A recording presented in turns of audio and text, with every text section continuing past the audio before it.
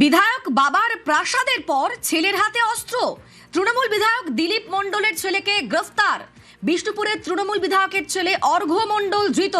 তৃণমূল বিধায়ক দিলীপ মণ্ডল তার প্রাসাদের ছবি আমরা আগেই দেখেছি, সেখানে কি নেই সেই দিলীপ মণ্ডলের ছেলেকে গ্রেফতার করা হয়েছে। আমাদের সঙ্গে অমিত রয়েছেন প্রতিনিধি, কথা বলবো অমিতের সঙ্গে। অমিত, অর্ঘ্য মণ্ডলের বিরুদ্ধে মূলত কি অভিযোগ এবং এই যে আগ্নেয়াস্ত্র উদ্ধার, আগ্নেয়াস্ত্র লাইসেন্স ছিল? দেখো, অস্ত্র সহ অর্ঘ্য মণ্ডলকে গ্রেফতার করা হয়েছে।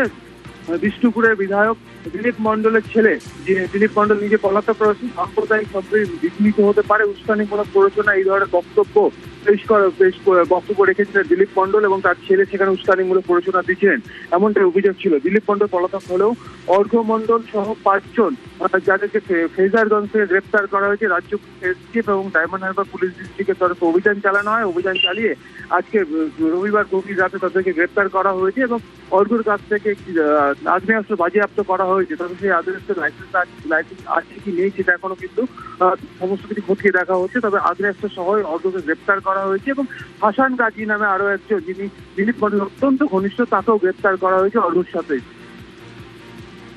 অমিত, মূলত কি অভিযোগ এই অর্ঘ্য সহ 5 জনের বিরুদ্ধে?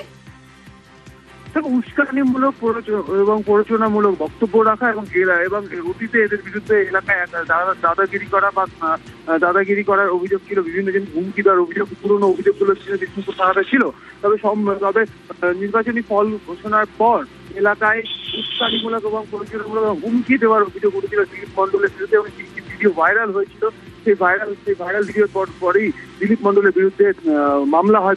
বিষ্ণুপুর থানায় অভিযোগ দায়ের করেন বিজেপির কর্মী। তারপরে দিলীপ মণ্ডলের বিরুদ্ধে মামলা রুজু করা হয় বিষ্ণুপুর থানায় এবং গত সপ্তাহে আমরা দেখেছিলাম তার খোঁজে যখন বাড়িতে যাওয়া হয়েছিল পুলিশের তরফে, সে কিন্তু তার যে প্রাসাদ বাড়ি রয়েছে সেখান থেকে পেছন দেওয়াল টপকে সে পালিয়ে গেছে, সেই ভিডিও কিন্তু পুলিশের হাতে এসেছিল। এবং ঘটনার পর থেকে তার ছেলে অর্ঘ্য এবং তার যে অত্যন্ত ঘনিষ্ঠ হাসান গাজী সহ আরো বেশ যারা অত্যন্ত কাছে যারা তারা থাকতো, তারাও কিন্তু পলাতক ছিল। পুলিশ সূত্রে দাবি, রাজ্য পুলিশের এসটিএফ এবং ডায়মন্ড হারবার পিটি যৌথ অভিযান ফেজারগঞ্জ থেকে অর্ঘ্য এবং হাসান গাজী সহ মোট 8 জনকে গ্রেফতার করা হয়েছে এবং অর্ঘ্যর কাছ থেকে একটি আগ্নেয়াস্ত্র বাজেয়াপ্ত করা হয়েছে আমাদের পুলিশ সূত্রে খবর। তবে সেটি আর্মস লাইসেন্স রয়েছে কি আর্মস লাইসেন্স নেই পুরোপুরি বেআইনি, সমস্তটা এক্সামিন করা হচ্ছে। বেশ, ধন্যবাদ অমিত।